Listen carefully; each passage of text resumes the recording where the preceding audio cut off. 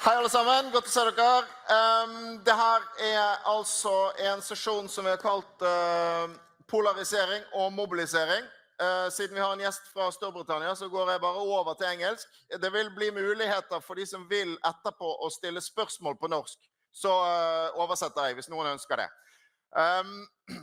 This session will be about fascism. What is it? How to stop it? And we are delighted to have a guest from the UK. Paul Mason is an activist, a journalist, an author. He has written extensively on this subject, also written a book which I found very inspirational, simply called How to Stop Fascism. And that's what we will be discussing today. Paul will first start with around 20 minutes, an introduction to his book and to the topic. Then we'll have a conversation, Paul and me, and then there will be plenty of room for questions from the audience. So I'm delighted to have you here, Paul. Very warm welcome to Norway. This is Paul Mason, everyone. Thank you.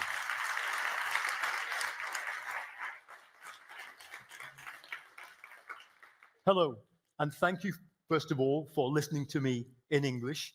I will try to speak slowly, and thank you to my signer, who is doing double translation, and thank you to you, because of the activism and the work you do on behalf of working class people here in Norway.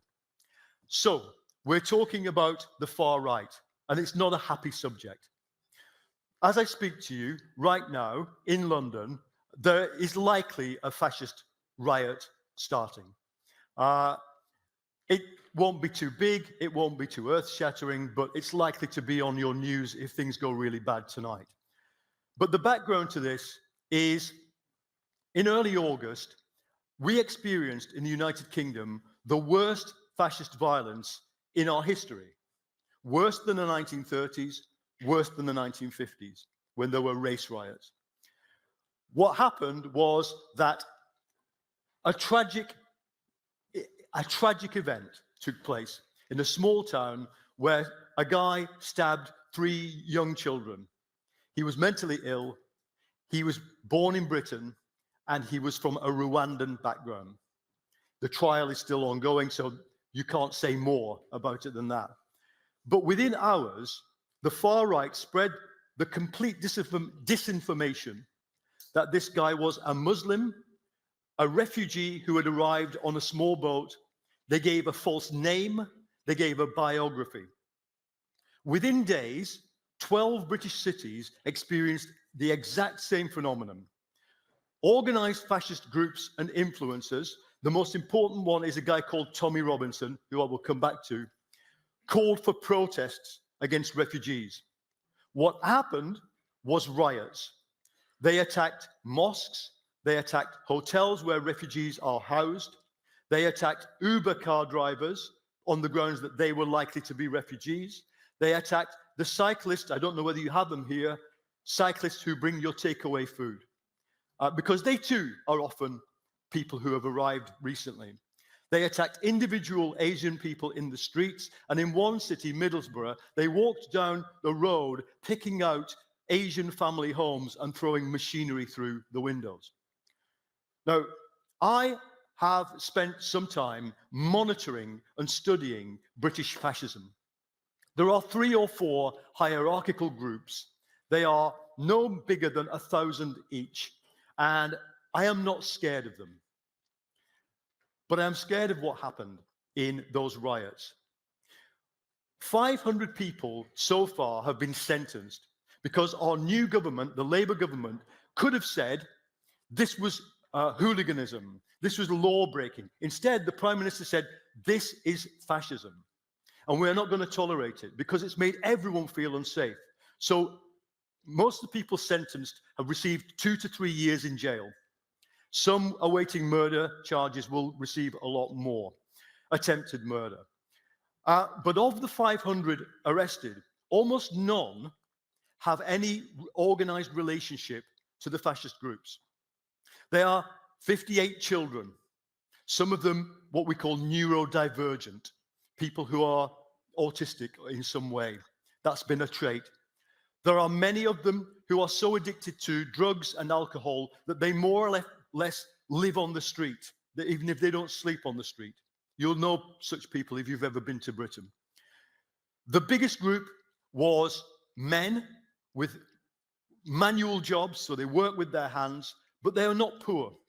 They live in poor communities, but they were men enraptured by the mythology of machismo, football violence, and quite probably pornography. You can just see the type of person I'm speaking about. That's who did it. Almost none of them had a relationship, a direct relationship, like they had been to a fascist meeting. But almost all of them, it's quite clear, have been triggered by disinformation and this online world of the fantasies of the far right. One of my friends who infiltrates and monitors the British far right put it like this: the British fascists will go to a mosque at midnight and nail a piece of bacon to the door.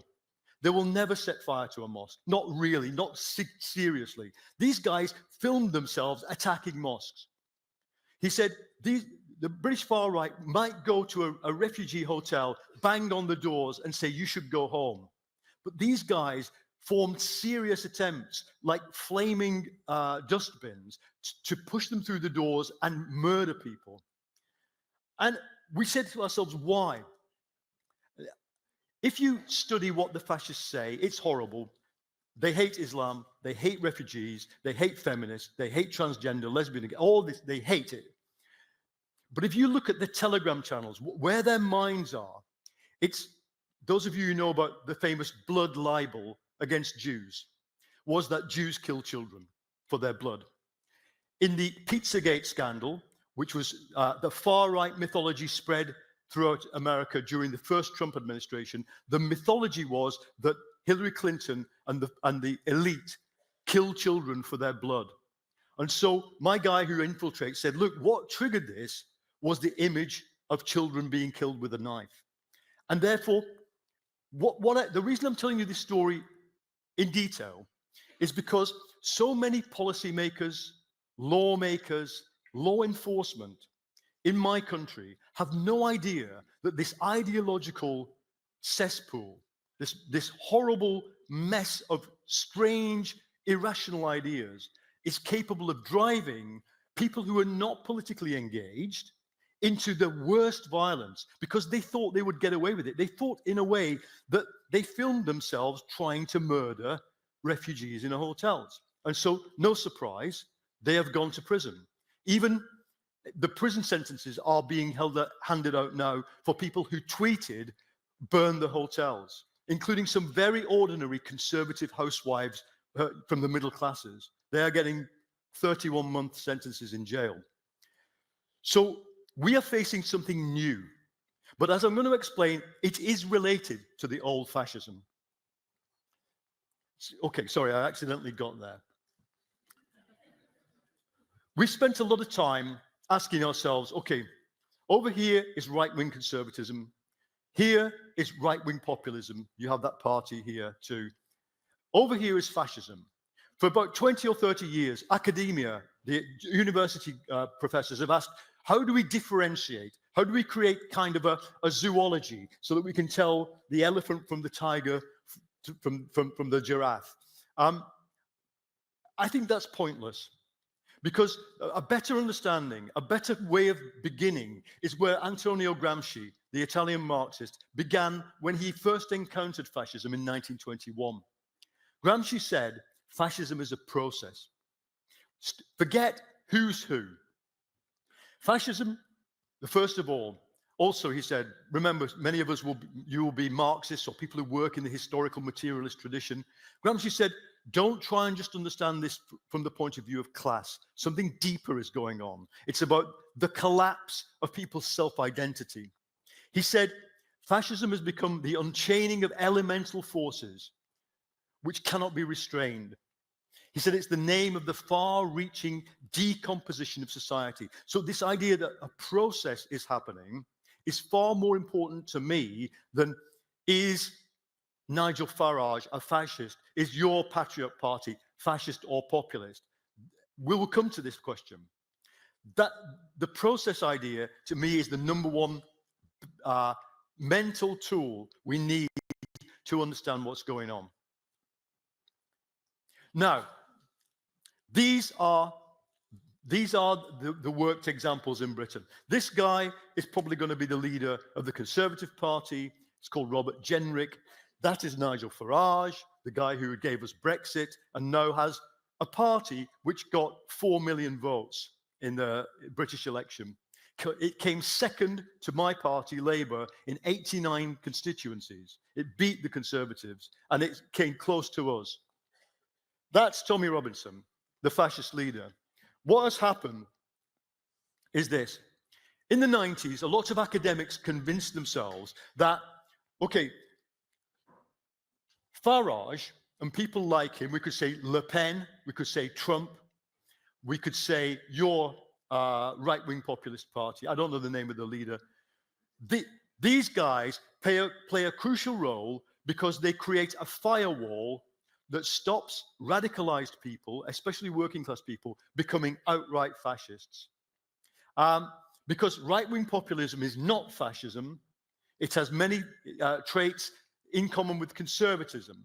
So it will be a good thing if you have a populist party because it allows the conservatives to be conservative, the right-wing racists to have a pressure valve, and then the fascists can be isolated. That was the theory.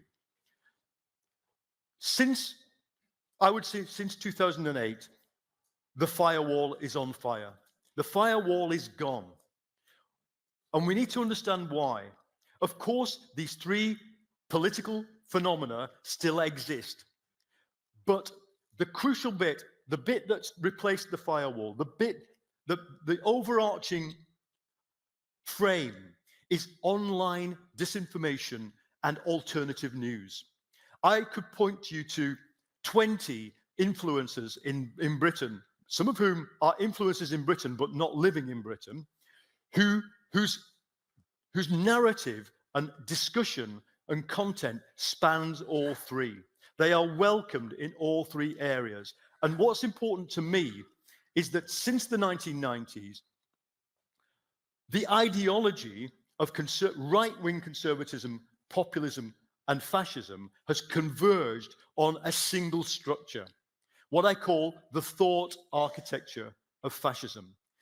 And so they may say different things, they certainly act in different ways, but we can no longer say that they have different objectives.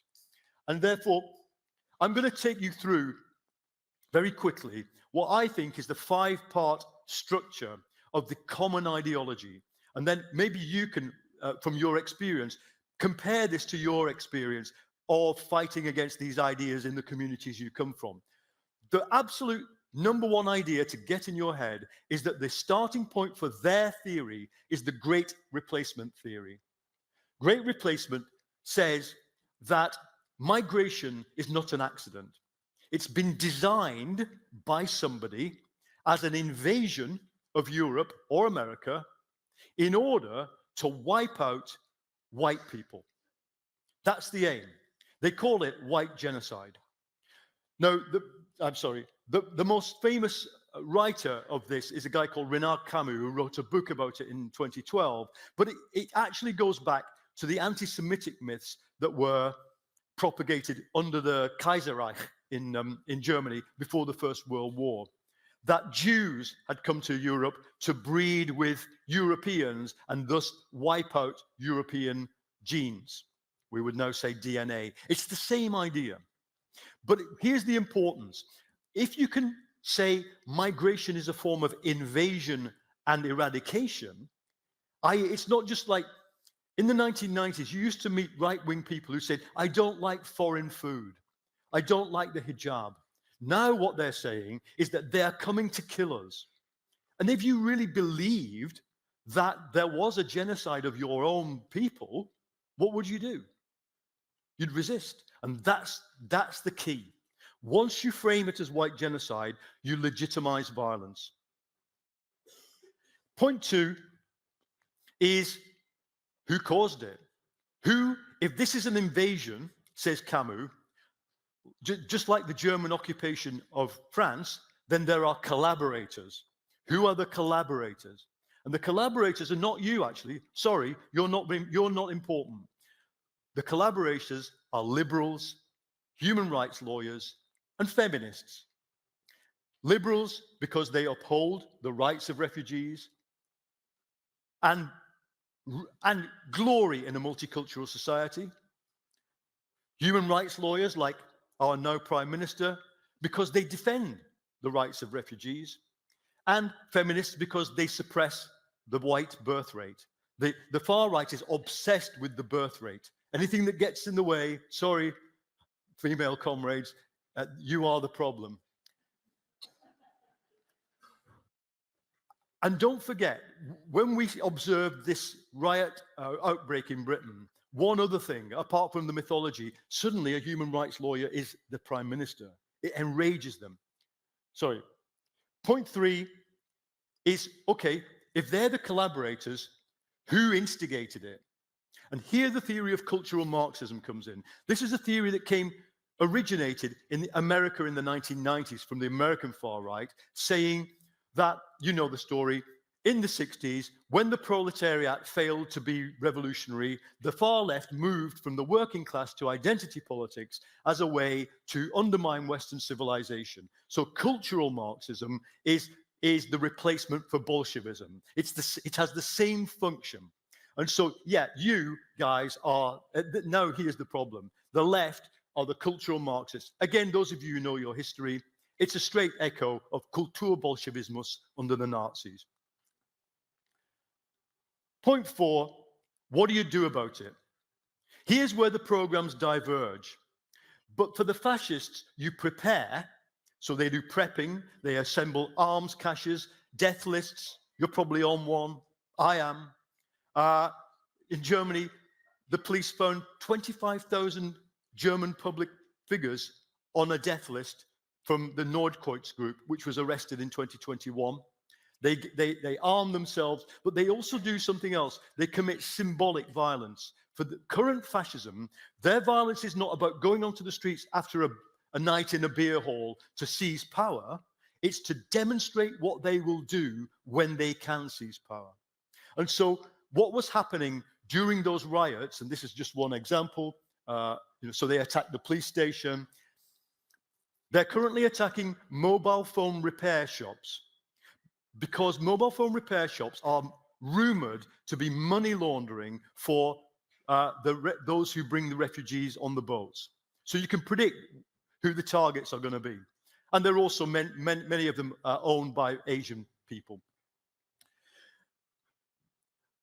What does Nigel Farage say about this violence? He says, this is happening because you didn't listen to me, and it's going to happen again and again and again until you do. So they use that violence. What does Robert Jenrick, the conservative, say? He doesn't say the violence is justified. He says it's unjustified.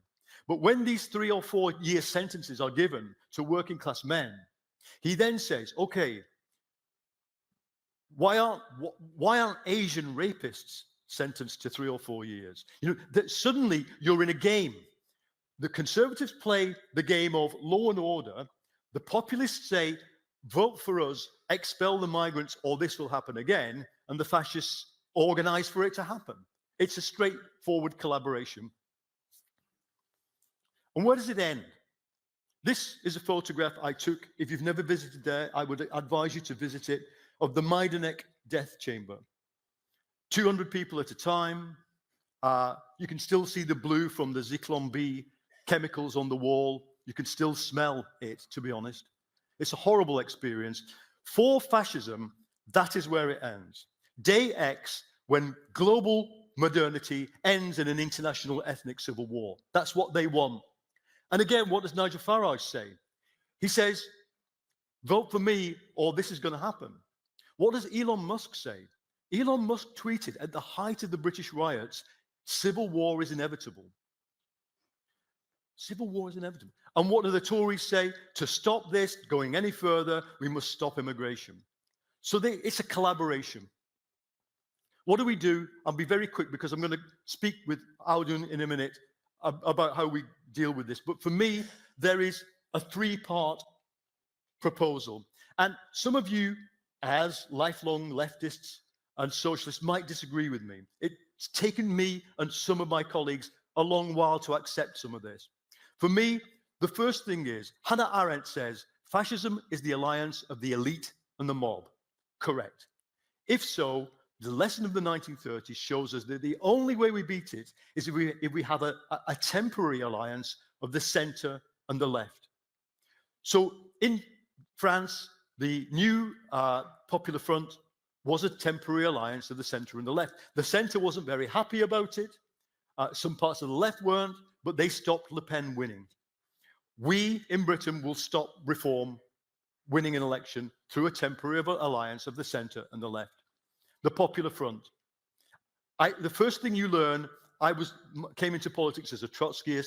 The first thing you learn as a leftist is the Popular Front is bad. Okay? What's the alternative? The alternative is what happened in 1933 in Germany, defeat. I prefer Popular Front to defeat. The second point is, and this is harder for us, we have to create militant democracies, democracies that realize that it is not the job of a democracy to allow Tommy Robinson or Nigel Farage to win. Now, that means using the state, and it's very hard for some of those on the left to accept this, but without the state, I said to my colleagues in Britain, if the police and the government had not intervened to really impose draconian sentences on these 500 people, there would be riots going on even now. And we don't have police dogs. We don't have water cannon. We might be able to put together a very good-looking set of people in leather jackets. Great. It can't defeat this. So we need laws that prevent them moving money across borders. We need laws that prevent them from marching in uniform, laws that prevent them from exploiting social media.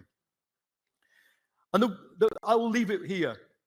To me, the intangible third thing is an anti-fascist ethos.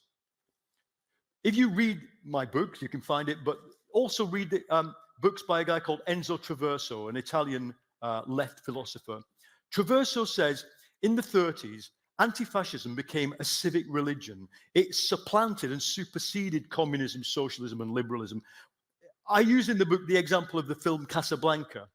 You've all hopefully seen Casablanca. Some young people, they've never seen it. Watch it. It shows you the formation of an anti-fascist mindset out of a series of people who've been defeated. And I think this is going to be the key. We're not there yet.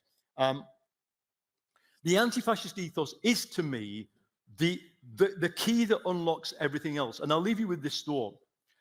The first coherent thing that Mussolini wrote after he got into the Italian parliament and began his 2-year march to power was a tirade against anti-fascism.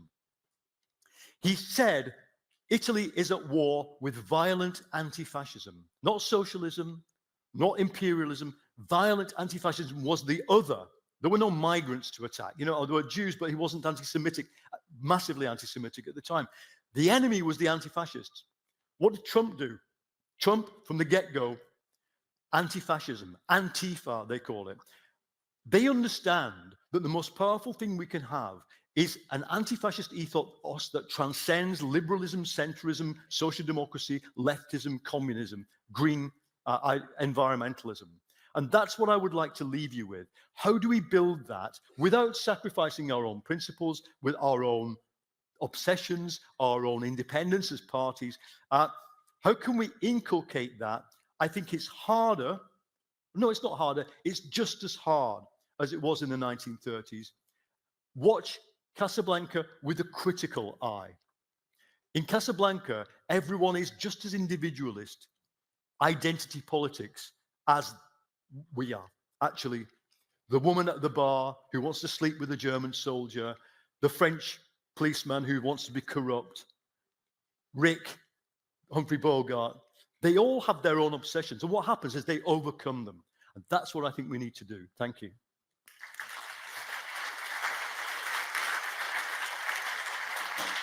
Thank you. Oh, Audun. Thank you. Thank you so much, Paul. Just to repeat, we'll have a conversation now, and then afterwards the floor will be open for questions from the audience. So those of you who want to ask questions, maybe you should wave, Nils Erik. Nils Erik has the mic. You give him a small signal, and he'll put you on the list. Super. Okay, excellent, Paul. Thank you for that great introduction. I would like to start at a point which I believe is quite central to many debates at the moment, and that is whether fascism as a mass phenomenon is mainly a historic thing, a thing of the past, or whether it could come back. We have a long history when it comes to fascism in this country as well, all the way from the Nazi occupation to the July 22nd attacks, a long and dramatic history. But it has been for many decades a phenomenon of thugs in the streets and dangerous terrorists. Fascism as a mass phenomenon is something else. Yeah. But you write in your book that you see fascism not as an isolated historical phenomenon, but as a, quote, recurrent symptom of system failure under capitalism. What do you mean by that? Okay, it's the central question in the study of fascism. And look, both conservatism and Marxism in the 1960s convinced themselves that fascism was a one-off, finished historical product. You could study it. Actually, even just the Italian Fascist Party and the Nazi Party were the only two fascist parties. All the other regimes were hybrid, so it was a very specific thing. I think that is wrong. I think that actually going back even to the 1920s, Karl Mannheim, the left sociologist, observing the rise of fascism, located it not as specific politics and practice, but in a deeper thing, which I refer to in the book, in the collapse of identity. So Mannheim puts it like this, and I think it's really amazing, given it was written in the 1920s. Most of the time, we see the world through common sense, and he calls common sense ideology. So we see the world, we know how the world works, and we kind of expect it to behave in a certain way. Suddenly, the world changes, and our common sense can't explain the world anymore. And what happens, he says, people rush to the extremes, and they create in their minds utopias, what the world should be like. They create spaces which are logical, and my 5-point anatomy of fascism is a thoroughly logically consistent space. And so you create this utopia, and then you go to the world and try to make the world fit how you think it should work. What I think's happened is that this has happened twice. In the Western world, this has happened twice. It's happened in the early 1920s to the 30s, when the thing that blew up the world was the First World War. When you look at where did the fascist cadres come from, you know, Ernst Jünger in Germany, Mussolini and the black shirts in Italy, it was from the commando squads of the late period of World War I, when they began to create heroic narratives around death in combat. The same with people who fought in the Freikorps against the Russian Revolution. I think what's happened is that the common sense that collapsed was neoliberalism. Neoliberalism created a kind of self. You know, if you behave in a certain way, you are successful. If you are selfish, if you buy a house and then sell it again, if you stab your fellow workers in the back, everything's fine. The more neoliberal you are, the better you feel, was how neoliberalism taught us to behave. And then after 2008, it collapsed, doesn't work anymore. And so people are rushing to find answers. And it is true that they are rushing to the past to find answers, but the process of co-creating and almost recreating a fascist ideology is a very modern thing. And it's different this time because of the internet. So, and because of network communication. Don't expect to find, I've talked about Camus' book, Among the Great Replacement. That's not the equivalent of Mein Kampf. What's happening is everyone's writing their own Mein Kampf on their own network. And you can add your own bit to it. You may know that there was a green wing of the Nazi party. There's an environmentalist wing of the Nazi party, but they could never get their ideology into Mein Kampf because Hitler was the gatekeeper. They had to form a kind of separate subculture. But today, if you want to have a green fascism, you just create a kind of green fascist network. So I think it's certainly recurrent. We have to see the new aspects to it, and we have to understand a lot of people are good at, as I am, finding the predecessors. So the predecessors of the adrenochrome myth is the blood libel. But don't assume that it stops there. They are recreating their mythology in real time, and that's what makes it so much harder for us to combat. And when I say us, I don't just mean socialists. I mean even intelligence services, even law enforcement agencies. They just don't know. I can tell you that the next people are going to be attacked are mobile phone shops, because I watch right-wing influencers systematically stigmatize these mobile phone shops when the law enforcement services are still looking for like terror, the next Breivik, but it's not necessarily going to be that. Exactly. So we're in this post-liberal moment when neoliberalism is collapsing. We don't know yet what will replace it. It could be the authoritarian right. It could also be something progressive. We'll come back to that.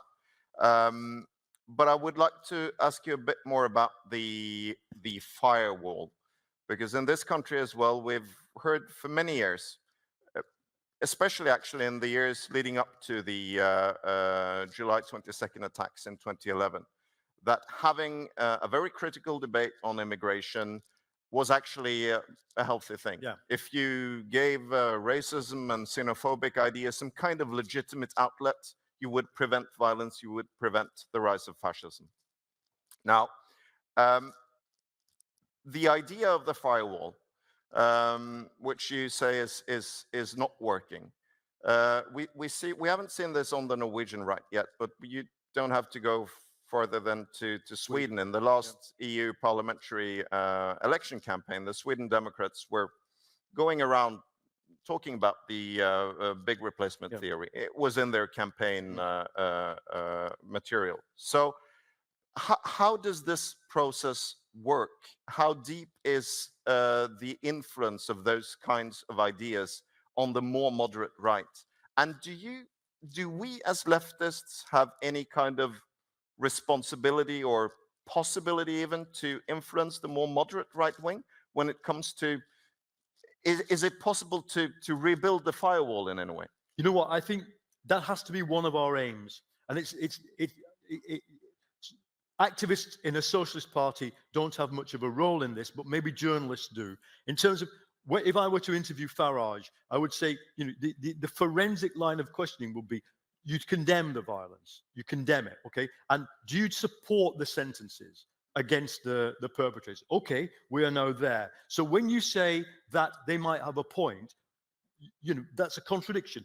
What you want to do is to push them back into the role where, at least formally, at least in words, they are pushing back against the fascists. The same with the conservatives. I think you will hear from Lee Anderson later today about the way, maybe she'll talk about the way the European People's Party in the European Parliament is now collaborating with Meloni and with Le Pen in a much more systematic way than we thought they would. In Germany, we're seeing the CDU begin to collaborate with the AfD, the right-wing populists. The AfD has a fascist wing. We know this because the German police identified it and dissolved it. I mean, it's not rocket science. So using the militant democracy tactics and that's a good example. When the German police said Der Flügel, the far right wing of the AfD, is breaking the constitution, identified every one of the 11,000 members, said to them, we will send letters to your employer. It dissolved. The AFD tried to stay in the populist camp, not the fascist camp. So that's a good example. But we can't rely on that process, because to me, the thing that people don't get is that this miasma of influencing, which a lot of it is done for money. We found out recently that dozens of right-wing British young people who are young right-wing, quite rich people, quite stupid rich people. You know the type of person. In every country there is a stupid rich person. The person with a very nice suit. They've been taken to America and trained to be right-wing demagogues, and then the BBC puts them on programs as if they are in some way relevant. So it's the firewall. They have got lots of ways through the firewall. To me, one of the most important things is to insist that conservative parties of the centre never go down the route of alliances in power with right-wing populists who have links to fascism. And so, yeah, I think that's important, but it's not the only thing. That ultimately, what is going to beat the fascists in my country is if the Labour government can deliver the change it's promised. And to do that, it has to overcome some of its own internal problems, its own weaknesses, its own lack of understanding of the crisis it's in. And I think one of the things that the left of social democracy and the left of the wider European space can do is bring analytical power to the social democratic and centrist governments, and we can bring example. Now, you asked me another part of this question. I'm sorry to go on. I think this is important. If I could send a letter to myself, this is always a good exercise. Send a letter to yourself 10 years.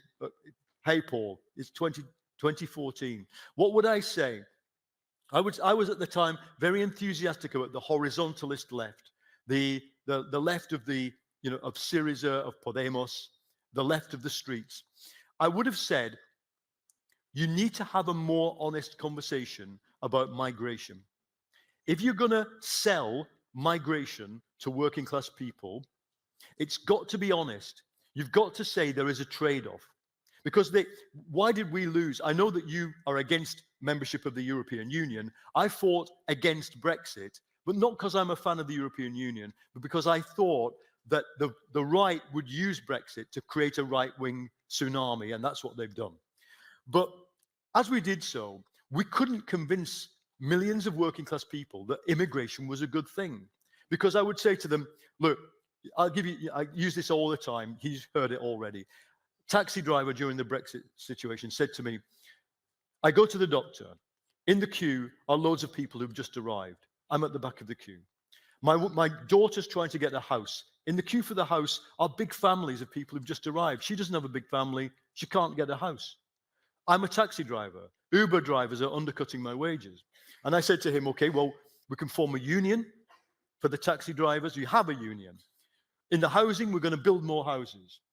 With the doctors, of course, we need to spend more on healthcare. He said, mate, just get rid of the migrants.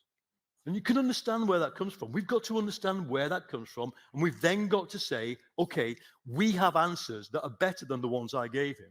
It's not stop migration, but it has to be a fair system. And there has to be something that says, we understand you when you say, again, example, my dad, this is an example. Worker says, my dad and granddad fought for this country. There on the war memorial of my town is my family name, Smith, Smith, Smith, Smith. Okay.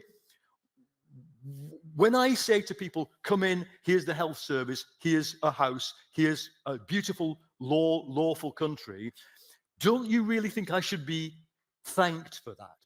Okay, that's what they ask. And a lot of the time, we on the left say, no, get lost. We love migrants. And I think we've just got to have a kind of honest answer, but sometimes you won't convince them. And then, look, we have to defeat at the ballot box the conservatives who are against migrants, and we have to, I'm sorry, I won't use extreme words. We have to stop the fascists. And that means mobilization. If they won't see reason, the moment a working class person goes to the street and tries to burn the hostel down, there's no other answer than to combat them. I'd like to ask you a bit more about the nature of the fascist threat that we are facing, because we have, and many people in the audience here today have lots of experience when it comes to anti-fascist work, and it has for decades been about keeping the Nazis off the streets, keeping their numbers down, and so on. Now it seems we're up against something completely different, the emergence of a real threat of either fascist influence in a much wider right-wing movements, or even fascist regimes in some countries. I think we have to discuss this, because as everyone here knows, the presidential election in America is coming up in a little over a week.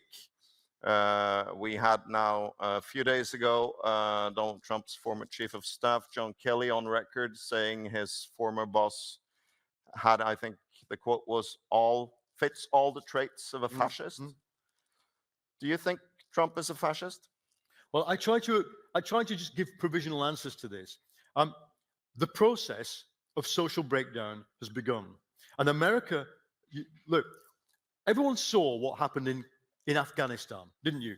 Afghanistan was all right until 6 months before Kabul fell and the West was out. You've lived through an incredible qualitative transformation of a country that few people, apart from people who understood Afghanistan, expected. I have friends who spend a lot of time on 24-hour train journeys into Ukraine saying Ukraine could be like Afghanistan. If we don't support Ukraine, Ukraine could fall, not with a popular uprising against the government, but simply because the army can't fight. If you imagine that happening, it would change everybody's perception of everything. And we'll come to it later. We're going to talk about, we've kind of scripted this, but I'm using it as an example. You live in times that are really volatile. Trump, it doesn't matter whether Trump in his mind is a fascist. He has a lot of the traits, in the sense that he's not formed a street movement. He hasn't advocated street violence as the route to power, but when given the opportunity, he praised the Charlottesville rioters. He incited a riot that killed 5 people on the Capitol Hill in January the 6th, 2020. And he's now backed. This is the other thing. In 2016, I would have said there is no section of the American bourgeoisie which wants a fascist outcome. But it's quite clear that Thiel and Musk have evolved in the direction of a kind of libertarian fascism. You know, if Musk tweets, civil war is inevitable, when riots are going on in Britain, and then he starts attacking the elected Prime Minister of Britain, which he did, he tweeted a load of insults at Keir Starmer, you've got to say, well, what is that? It's at the very least similar to, in the German case, Alfred Hugenberg, who ran this huge right-wing populist party that Hitler just kind of went, and kind of took over.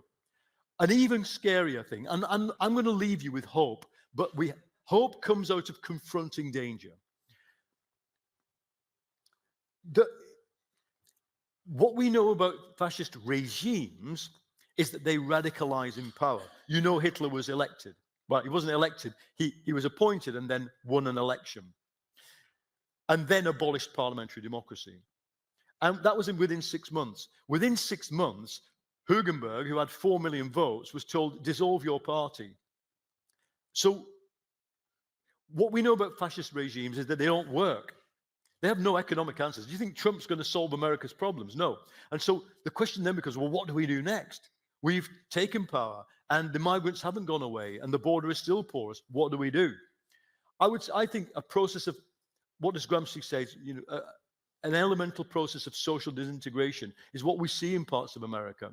That's why what I'm more concerned about. Of course, what is our ally? Our ally is the Constitution, the rule of law, the legal profession, law enforcement up to a point, our own self-organization, democratic institutions, trade unions, parties, legislatures at the state level and local level. We've got a lot of infrastructure. The muscle memory of democracy is huge. And so if a Trump administration will first of all face unrest. But there's my concern. The next thing he'll do, I think I have it on my phone. I won't bother reading it out. Today he has tweeted, I'll arrest everybody who resisted me. One thing that in the 1970s, the study of fascism moved from objective, kind of materialist, to ideological. And one of the things that the academics said is take them at their word. Ziv Sternheld, the Israeli historian of French fascism, said, what we should learn from history is when they say they're going to kill all the Jews, that's what they mean. It's not a metaphor that they might do something else. That is what they think. So when Trump says, I'm going to arrest everybody who stood in my way, like the editors of the Washington Post, which has today decided not to recommend Harris in its editorial, that's what he means. We should probably take that seriously, right? And that's and part of the point is that I believe, at least, that too many people are looking for these more superfluous traits of fascism. I mean, fascism, if it recurs, it doesn't have to be with brown shirts and Roman salutes, right? It will look differently. And therefore, one should be, there is an obvious, at least fascist potential in what happens now. And that's more than enough for us to be warned and to act. I would like to ask you a bit more about that, because I think many people wonder, okay, how can this happen? We've been talking about this, the crisis of neoliberalism and so on, but the traditional Marxist way of understanding fascism was that it was the kind of last resort of the bourgeoisie. If it had to defend itself against a workers' revolution, it would opt for fascism as the last way out. If there were no other alternatives to defend profits, the bourgeoisie would go with fascism. But if you look at the United States today, I mean, there are a big part of the economic elite that don't support Trump. They support Harris instead. So and even though you have all these Silicon Valley billionaires, but is the traditional Marxist understanding of this wrong? I think it was wrong at the time, but it would be much wronger to try and apply it now. Let me say what I think. The reason I go back to Gramsci, because for a Marxist to say you can't explain it all through class, was revolutionary in 1921. And what he was talking about was the psychological dissipation of people. It was all these people who come out of this First World War psychologically damaged with a different concept of the human being. In the book, I talk about the collapse of the neoliberal self, this self that we created. And I'm old enough, I'm lucky enough, and some of you are, to remember what it was like before that self existed, when more of us lived a solidaristic lifestyle, when we weren't so individualist. We created this. I've adapted myself to the world of YouTube and credit cards, and I've adapted my own persona to the world of Marshall Berman calls it liquid modernity. But that self has collapsed. It doesn't know what to do. So the importance of that from the point of view of where did the Marxists get it wrong? Their first reaction was to see the black shirts in 1921 as just like white guards, the armed wing of the reactionary bourgeoisie, which they kind of were, and the landlords. But they didn't understand that fascism can have a momentum of its own, that it can create its own elite and then its own economy. Remember, Mussolini started as a free marketeer. He actually was a neoliberal, a liberal, a Hayekian. But then by the 1930s, he'd moved to corporatism, to the state model. So what was wrong with the Comintern's view was that they were trying to reduce it to class. They had no view of, again, in the book I go into this, the Marxism of the Comintern had despised psychoanalysis. They had no theory of human psychology.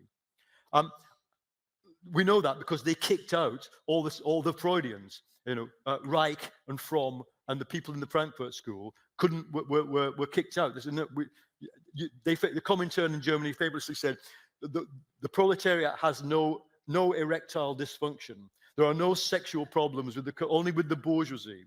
So, and we laugh, but if only they'd listened to Erich Fromm and Wilhelm Reich, who before he went crazy wrote some very, very interesting stuff about the psychology of fascism. So they had no understanding of the self. And I go one further.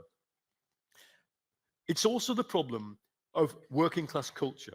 I would say that what my granddad, who was a social democrat, a miner, born in 1900, my granddad's conservative social democracy, let's call it that, was founded on class consciousness, that we are all together, that we fight together, and that the bourgeoisie is the enemy.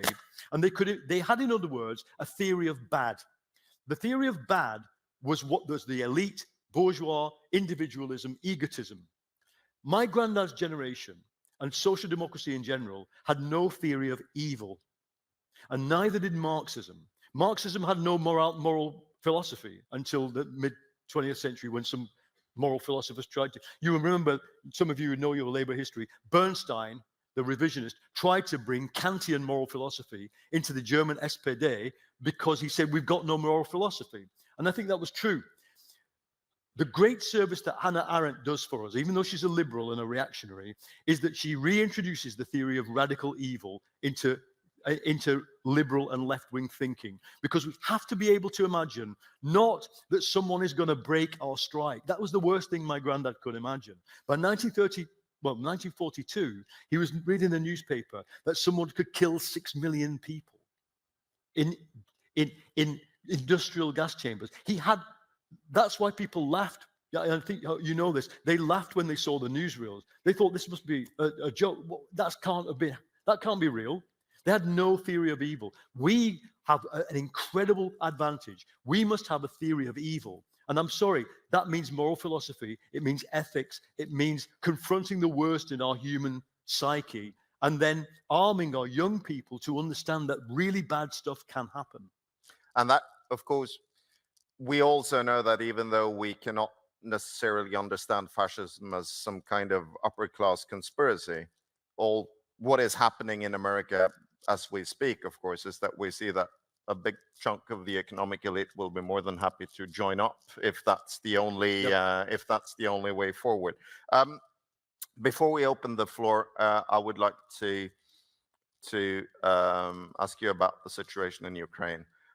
When our party decided to support Norwegian weapon deliveries for the Ukrainian freedom struggle, one of the reasons was that we saw the invasion of Ukraine, Trumpism, the rise of the far right in Western Europe as parts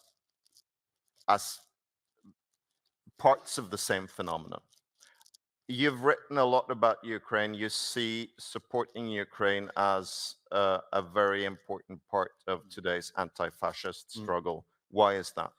It's not just part of the anti-fascist struggle. I think it's just part of deciding to defend democracy. I don't think, and this again is the lesson of the 1930s, the things that we're really interested in are trade unions, working class communities, sort of our own culture. I'm interested in having NGOs that can campaign for women's rights, for lesbian and gay rights. None of them can exist in a place like Russia or the People's Republic of China or North Korea or Iran. You know, in a dictatorship, all of this is gone. It's off the agenda. So I've been an anti-imperialist all my life. I opposed Britain's war in Ireland. I opposed Britain's war against Argentina, the Iraq war, the occupation of Afghanistan. I went on the streets. But for me, the rise of an aggressive Russia that's ruled by a guy whose slogan is, "What is the point of the world without Russia?" You know, that's what Putin said in 2018. That's an implicit threat to destroy the world, and he could do it. I mean, 2,000 nuclear warheads, you destroy the world. What is the point of the world without Russia? And then to issue 2 draft treaties that says to you, and it's of material interest to you because you've got a border with Russia, but you've also got Finland as a buffer. Finland is now demilitarized. Poland is demilitarized. The Baltics are demilitarized. Romania is neutral. Ukraine is neutral. That's my demand. That was the demand he placed on the table. Again, going back to Zeev Sternhell, listen to what they say, take them at their word. That's what he wants. It's not a metaphor. That's the outcome he's going for. In the process, they are bombarded Western societies with hybrid warfare, with manipulation against, it probably happens to you, it certainly happens to me. I've been the subject of a Russian intelligence operation. They are trying to destroy your democracy in order that you have no will to fight for your freedom, let alone the Ukrainians. So, yeah, look, from the get-go, I knew that we had to stand with Ukraine. It's not a controversial position on most of the British left. There is a group of the British left that goes back to the Stalinist period that supports Putin, but they're in a minority. But it's understanding how crucial and critical it is for us to do. So what we have done is we have built a Ukraine solidarity campaign. We have committed most of the unions either to stay neutral if they can't stomach it, or to support arms to Ukraine. That also means linking up with Ukrainian workers and our friends in the left in Ukraine, which is small, unfortunately, but the Ukrainian union movement is okay and it exists. We are foregrounding their positions, and so I congratulate you and indeed all the left parties in Norway that have agreed to arm Ukraine. It isn't easy for socialists to decide to do that. In my own country, which is the most oldest imperialist country in the world, its military. I think your military traditions are a little bit better than ours. Ours are very elitist, very special forces. Kind of guys who can bench press 200 kilograms. It's quite. I now sit in rooms with them talking about how we're going to send military equipment to Ukraine. I think there's more we can do. But the nature of the Russian regime, would you say? I mean, I know this is an oversimplification, but would you say? I mean, is the Russian regime? Many would say it's more like traditional right-wing military dictatorship than a fascist. I would say it's an autocracy. It's unique because it's got this divided ruling class between the oligarchs who stay out of power and the Siloviki, the security elite who run the place. And as long as the two exist in a kind of symbiosis, it's moved from an autocracy towards totalitarianism because it's now got little kids marching around in uniforms calling for death to the enemy. More frightening than its regime is that it is a regime of crisis. That you'd be lucky if you missed this, but more or less every other night, somebody on Russian TV says that the British had better watch out because we've got a nuclear torpedo that can kill millions of people on the western seaboard of Britain and Ireland. And kind of if you took that seriously, you'd think, my God, you'd be scared. I'm not scared of them because I just don't think he intends to be that crazy. But I think that even as we support Ukraine, and when you're dealing with the Ukrainians, you're dealing with anything from liberals to quite right-wing nationalists, some socialists, but not many. We support them. We've also got to understand that in the end, it's about us. It's about the defense of you're members of NATO, whether you like it or not. We are. I've tried to say we can reform it. We could give it more human rights objectives. But ultimately, we're going to have to live with that because if Trump walks away from NATO, that we were just discussing this earlier, I think the European left parties can play an important role in defining our continent's response to this because we're going to have to come up with a response. Why can Biden say to the Brits, you can't send missiles that can strike Russia? Because we don't spend enough money on defense. Who wants to spend money on defense? Not me. But if I'm faced with having to sign away the future of Finland, Poland, Estonia, and Romania because we didn't, I'd think, well, I've kind of betrayed people I've sat in bars with in these beautiful capitals of Estonia and Bucharest and Helsinki and celebrated being a part of a wonderful European family. I've just said to them, sorry, now you're back in the Eastern Europe. I'm not prepared to do that. And therefore I have to, we all went through that trauma in 1914 of socialist parties blocking with their own governments. Let's not go through that again. Let's come up with something that's different to kind of rabid nationalistic militarism, but it's still strong enough to say to Putin, don't mess with us. Because remember, all wars ultimately come down to economics, not military. The Western economies are 10 times as big as Russia, and if we put our mind to it, we could force Russia back to the negotiating table through economics rather than the military means. Thank you so far, Paul. Now, you've all been very patiently listening to the two of us talk, so I think it's time to open up the floor. So, Nils-Erik, do you... No, thank you to you. So Nils-Erik will pass the mic to the first one who wants to ask a question, and if anyone wants to speak in Norwegian, please do. I'll translate. Actually, quite a few, so I think should we start with like 3? Okay, we'll do that, Yeah. and then I guess, Paul, you'll have to be brief then, so that we can answer as many questions as possible. Thank you. That was very interesting. My name is Ebba Boye, and I just finished working on the new political program for the Socialist Party.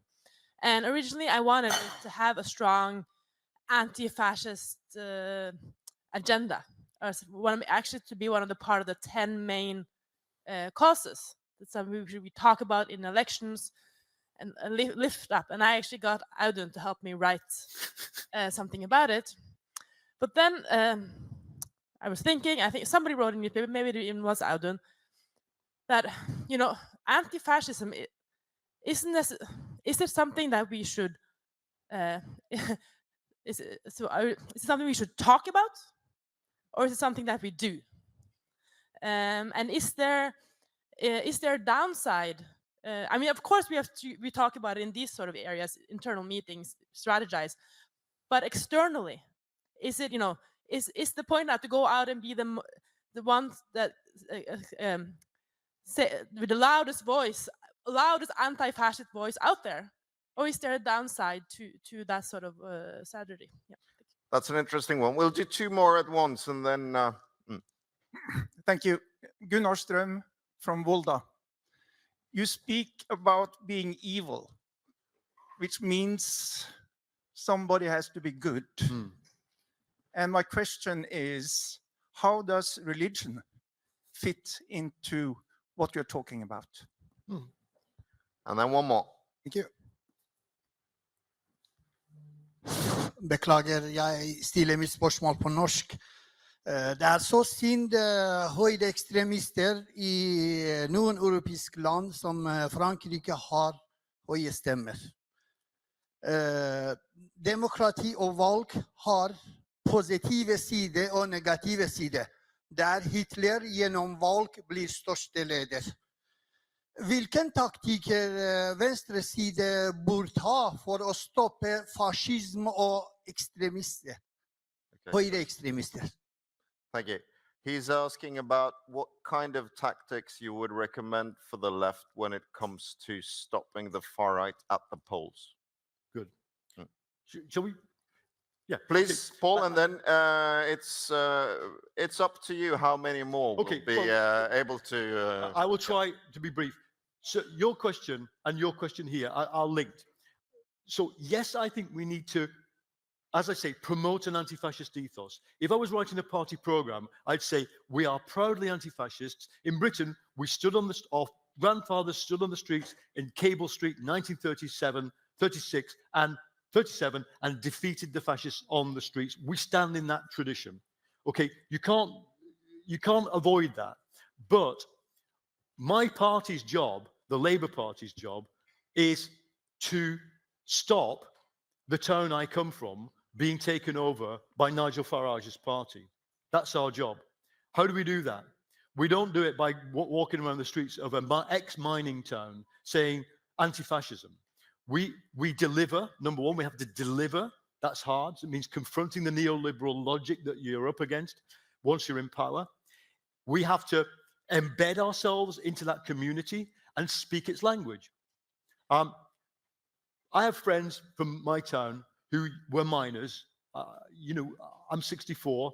Some of them are 64 and Luke 84. because they have lived such poverty-stricken lives. And they describe this to me. They go to the Working Men's Club, which is like this, but smaller, like these tables.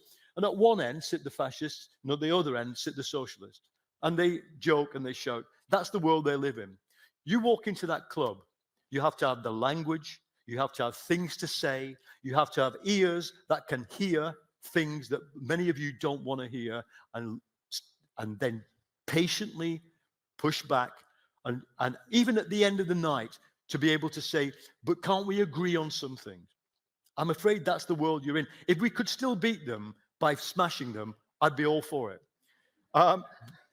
Maybe you can, because I have observed, I've only been to Norway twice, this is my second time. I know that you have a fairly good integrated society, and that your own far right are nutcases. They're crazy, the uniformed guys, and that the big problem is populism, but the populism is fairly restrained. Okay, always go and stop them marching, yes.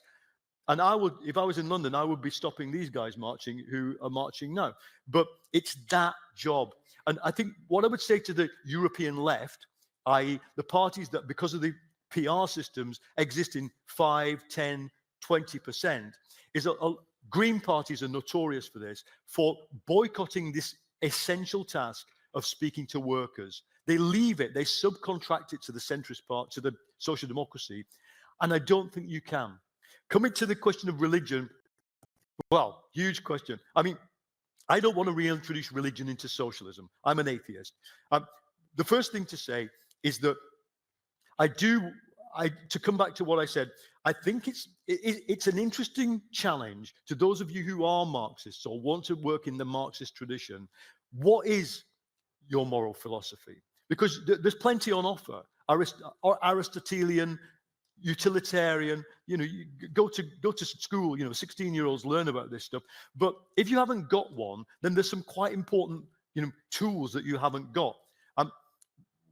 We're coming up against, in my country, the fascist theme of this week, which you have to stay across, is reparations. Should Britain pay reparations to the Caribbean for slavery?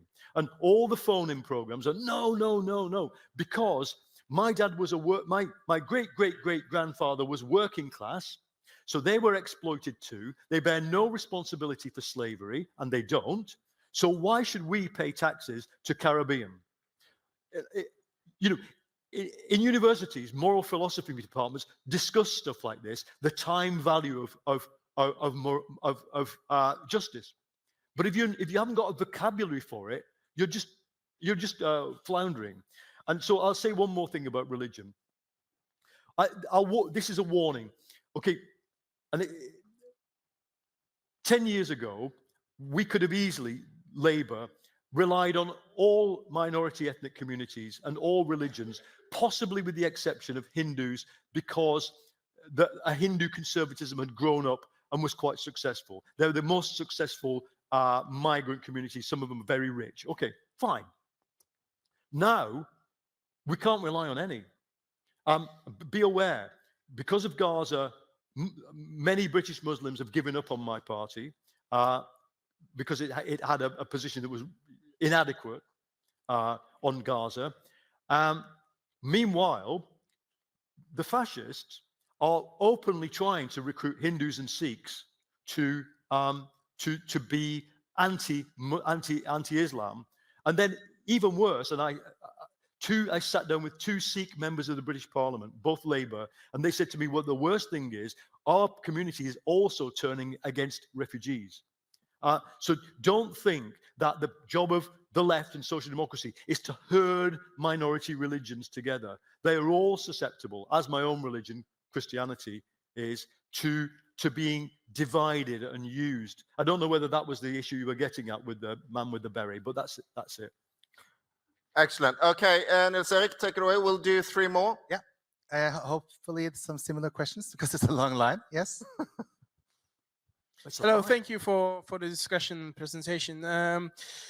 I was wondering, do you think the genocide in Gaza and the difference in how the West has responded to Russia and Israel have had something to say about the belief in value of democracy and international law? And I was wondering, do you think Western politicians' inconsistent response, for example, when it comes to sanctions, strengthens or weakens the belief in fascism?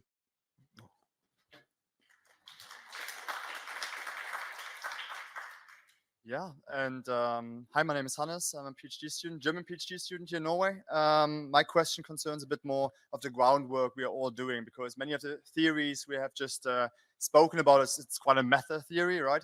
So when it comes to normal everydays that we are all working in, when we come to what you call anti-fascist democracies, right? What are democracies? We're talking institutions, parties, the media, courts, for example. Do you have some more like concrete examples of how we all can push back on fascism in our normal everydays? Thanks. Mr. Mason, yeah, there's a poem by a Greek poet called Waiting for the Barbarians. A great poem describing a village at the end of the Roman Empire, and they're told the barbarians are coming. And it's about the psychology in the village, the expectancy, the fear, the excitement even, that the destruction is coming, that everything is going to fall apart. And I'm thinking about fascism going from ideology driven, by a few people to a mass movement, pulling in everybody. There's a psychology there. And do you think this the need for meaning goes as far as to even destruction is preferable to meaninglessness, to the hopelessness, and to the loss of identity that we sometimes feel in our society? And is that the main problem we need to stop, to contain fascism? Paul, I'll be brief so we can maybe get some more. On the meaning, Hannah Arendt wrote a great thing in The Origins of Totalitarianism about, she says, from memory, it wasn't just that the Nazis treated their victims as subhuman or inhuman, and it was that, she says, they didn't really even see themselves as human. She says, they did not care whether they themselves lived or died, or indeed whether they had ever existed at all. And for the book, I did a deep study of one Nazi called Audun Lysbakken, who was the man in charge of Operation Reinhardt that killed 2 million Jews in southern Poland.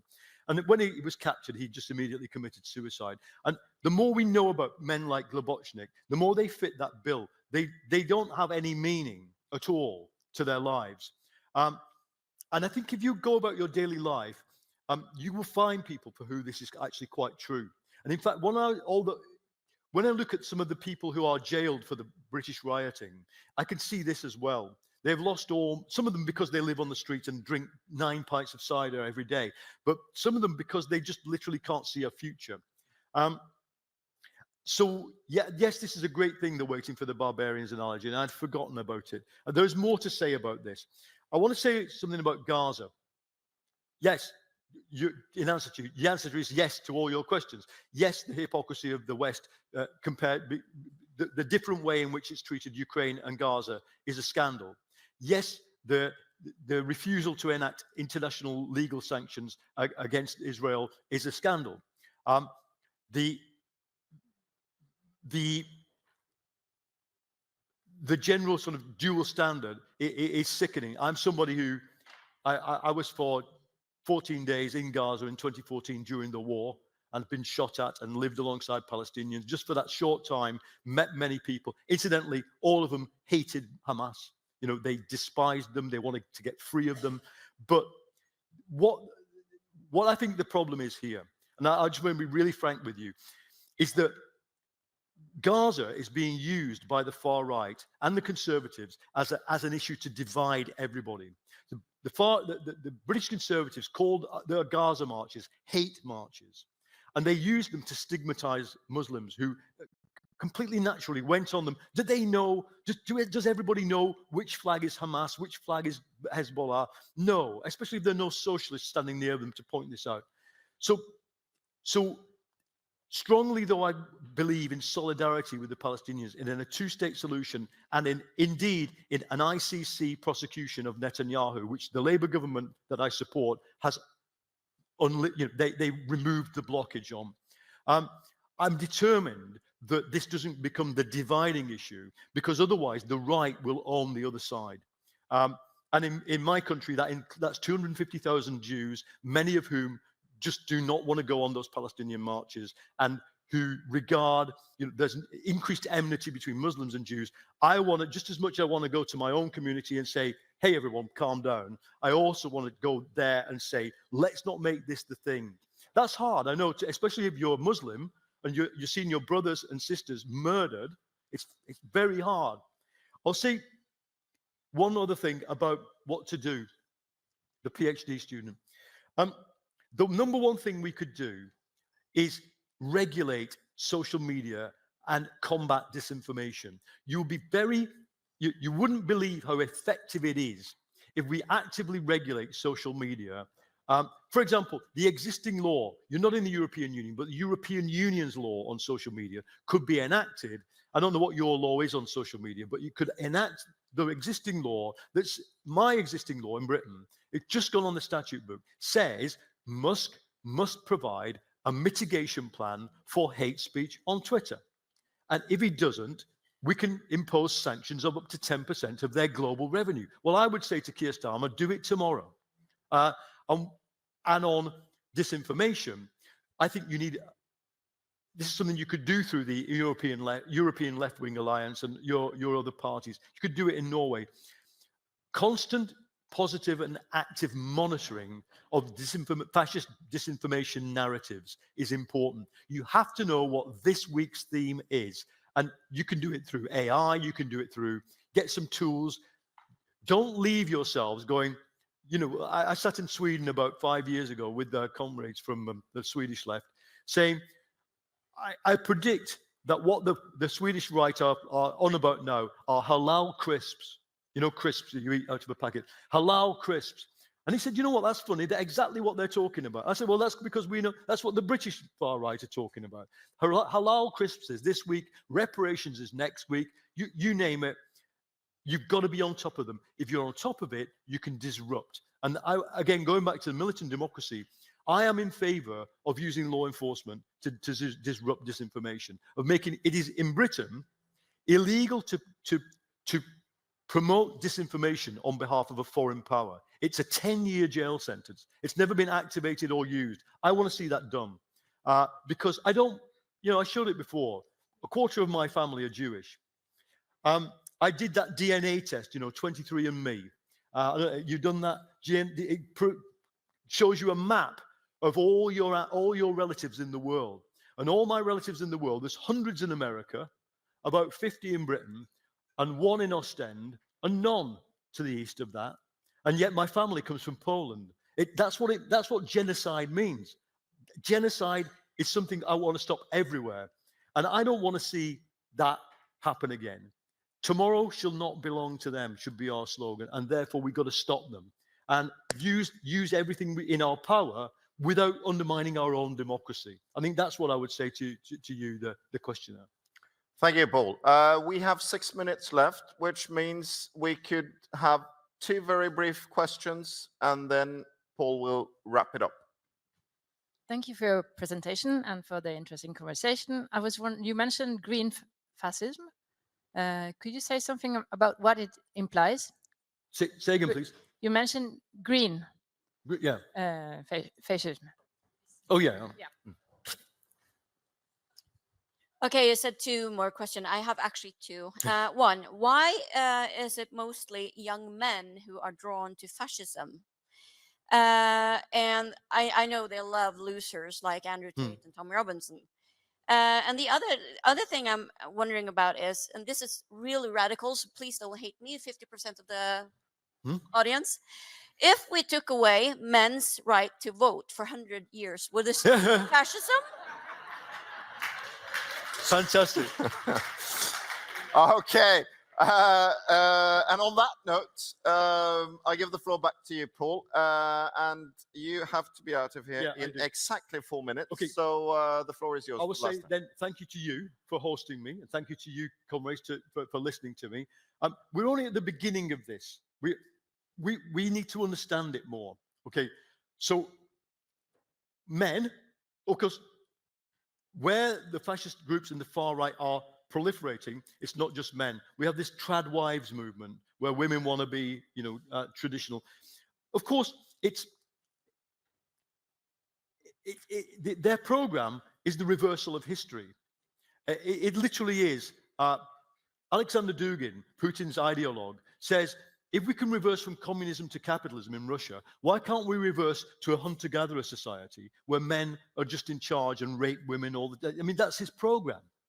Now, we need to go deep into why modern young men are drawn to this. But let me give you the example. If somebody says to me, a migrant stole my job, I usually say to them, really? Show me, what job do you do? Window cleaner. Well, they haven't stolen your job. Taxi driver, well, you've still got a job. If someone says, a woman stole my job, well, since the 1960s, women have moved into the workforce, into the legal profession, into upper management stratas. Many men now work for women.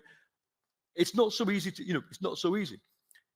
If someone's a racist and they're violently inclined, some of them have gone out of their way and physically attacked Black people and Asian people and Muslims. Yes, but not many of them.